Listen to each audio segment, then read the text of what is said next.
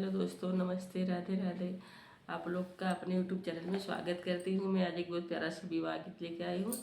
आप लोग सुनिएगा और बताइए कमेंट करके कैसा लगा। अच्छा लगा तो चैनल को लाइक सब्सक्राइब भी कर दीजिएगा।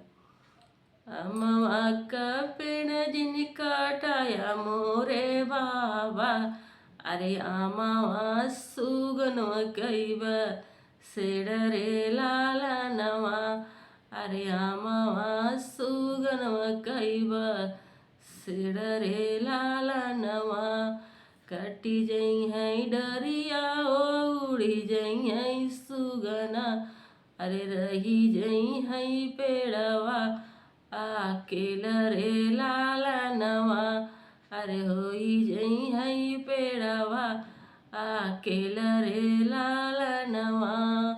बेटी गर्भ जिनी बोला मोरे बाबा, अरे बेटी पराई होई जई है रे लाला नवा।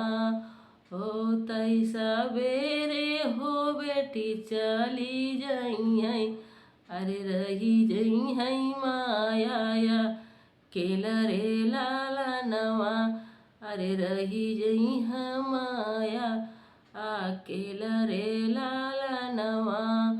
अमवा का पेड़ जिन कटाया मोरे चाचा, अरे अमवा सुगन वैकर बसेड़ रे लाला नवा, अरे अमवा सुगन वैकब सेड़ रे लाला नवा।